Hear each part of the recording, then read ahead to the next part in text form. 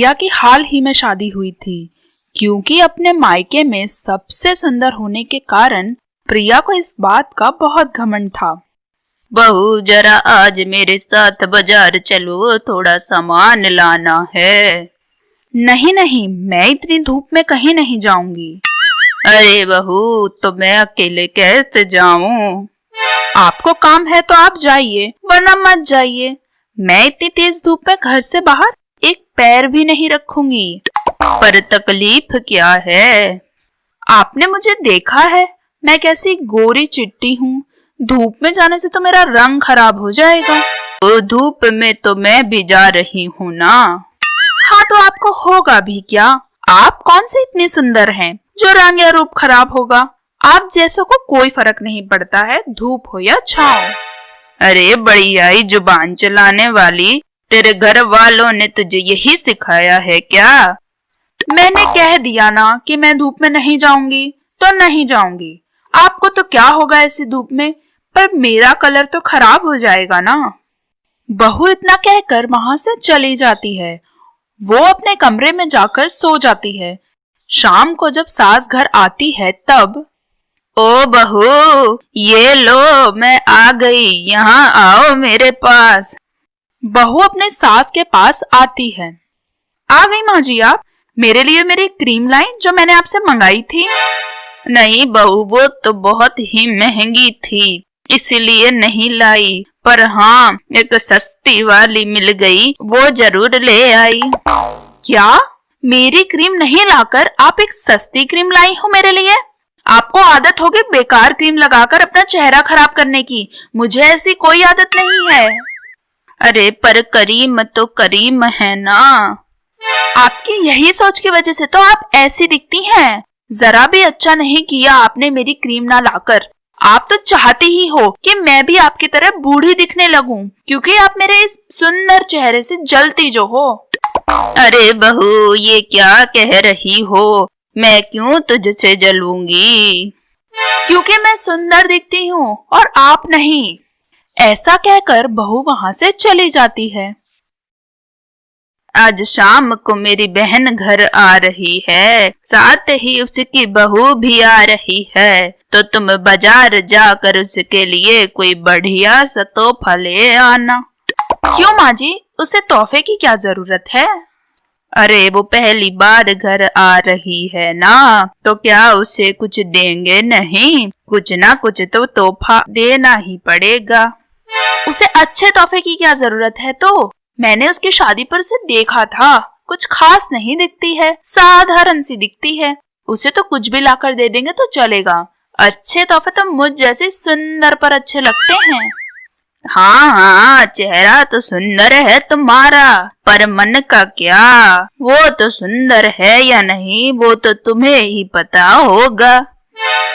जलने वाले तो दूसरों की सुंदरता से जलते हैं। अब हर कोई मेरी तरह सुंदर तो नहीं हो सकता है। कोई नहीं जल रहा तुमसे। तुम जैसा बनना तो कोई 7 जन्म में भी ना पसंद करे। 7 क्या, 700 जन्म में भी आप या हमारा कोई भी रिश्तेदार मेरे जितना सुंदर नहीं हो सकता है। तुम तो अपने चेहरे से आगे कुछ देख ही नहीं पाती हो। हाँ तो दुनिया में कोई है मुझसे सुंदर जिसे मैं देखूं? सास तो फिर कुछ बिना कहे वहां से चली जाती है। कुछ देर बाद सास की बहन और उनकी बहू आती हैं। अरे मेरी प्यारी दीदी, कैसी हो? अरे बबीता, मैं तो अच्छी हूँ, तुम और तुम्हारी ये बहू कैसी है? और मौसी जी कैसी हैं आप? आपकी नई बहू ज्यादा परेशान तो नहीं करती है ना आपको? नहीं बहू, कोई परेशानी नहीं है मुझे। क्या परेशानी होगी? इतनी सुशील बहू है बबीता की, सारे घर का काम करती है, साथ ही जॉब भी करती है। सुशील तो है मेरी बहू, लेकिन अपनी प्रिया जितनी सुंदर नहीं है ना। देखने में तो ठीक ठाक ही है। अरे बबीता, सुंदरता का क्या ही करोगी? बहू तो ऐसी हो जो घर परिवार को अच्छे से संभाले। ओफो माँ जी, आपको तो मेरी तारीफ सुनना पसंद ही नहीं है। अब तो मौसी जी भी कह रही हैं कि मुझ जैसा सुंदर कोई नहीं है। बहुएं तो सजी सवरी ही अच्छी लगती हैं। अरे अरे मौसी जी, आप तो मेरी इतनी तारीफ कर रही हैं, मेरी माँ जी को तो जलन हो गई होगी। और आप चिंता मत करिए, अगर देवरानी को ब्यूटी टिप्स चाहिए होंगे तो मैं उसे ब्यूटी टिप्स जरूर दे दूंगी। नहीं नहीं दीदी, मैं जैसी हूँ वैसी ठीक हूँ। वो दरअसल मैं जिस स्कूल में पढ़ाने जाती हूँ वहाँ टीचर्स को एकदम सिंपल और सोबर रहने को बोला है, ज्यादा मेकअप वगैरह करने की परमिशन नहीं है। अरे मुझे तो कोई सिंपल सोबर रहने को बोले तो मैं तो ऐसी जगह जाऊं ही नहीं। मुझे तो सज धज के सुंदर रहना ही पसंद है। बहू, तुम्हारी तो बात ही अलग है। हमारे समाज में अभी तक तुम जैसी सुंदर बहू किसी की भी नहीं है। मेरी दीदी तो किस्मत वाली है जो ने तुम जैसी सुंदर बहू मिली है। अरे बबीता, दूर के ढोल सुहाने लगते हैं। बहू जब 24 घंटे सुंदरता निहारे, काम काज ना करे तो वो घर में किसी को सुंदर नहीं लगती। यूं ही कुछ देर बातें करने के बाद सास की बहन और उसकी बहू वहां से चले जाते हैं। वाह, क्या बहू है बबीता की, इतनी गुणवान, इतनी मीठी बोली, कुछ पूछो मत। यहाँ आकर भी कितना सारा काम करा उसने। मुझे तो कह रही थी आपको कोई भी जरूरत हो तो एक फोन कर देना, मैं तुरंत आ जाऊंगी। कितनी प्यारी बहू थी। कैसी भी हो, मेरे जितनी सुंदर तो नहीं है ना। अगर वो और मैं कहीं जाएं तो सबकी नजर सिर्फ मुझ पर होगी, उसकी तरफ तो कोई देखेगा भी नहीं।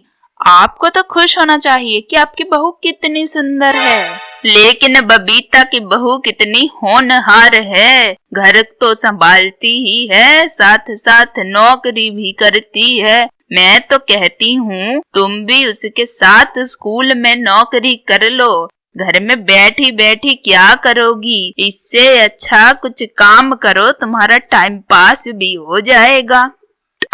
मैं और ऐसे डाउन मार्केट जॉब करूं? आपने देखा है मैं कितनी सुंदर हूँ। मुझे तो कोई भी कंपनी में आराम से नौकरी मिल जाएगी, पर मुझे नहीं करनी कोई नौकरी। नौकरी करूंगी तो थकान होगी, जिससे मेरा चेहरा थका हुआ लगेगा। ना बाबा ना, मैं मेरी सुंदरता एक नौकरी के लिए तो कभी खराब ना करूं।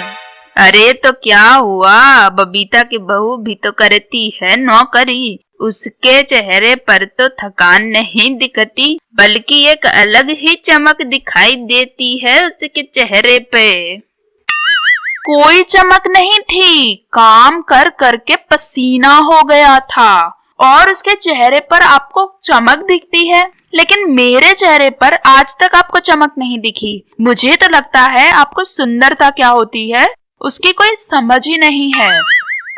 और तुम एक काम करो, 2 दिन के लिए बबीता के घर ही चली जाओ। वैसे भी बबीता बोल ही रही थी ना वहाँ जाने को, तो जाओ। तब तक मैं बबीता की बहू को यहाँ बुला लेती हूँ। हाँ ठीक है, जाती हूँ। मैं भी वहीं रहूं जहाँ मेरी कदर हो। फिर प्रिया मौसी के घर चली जाती है।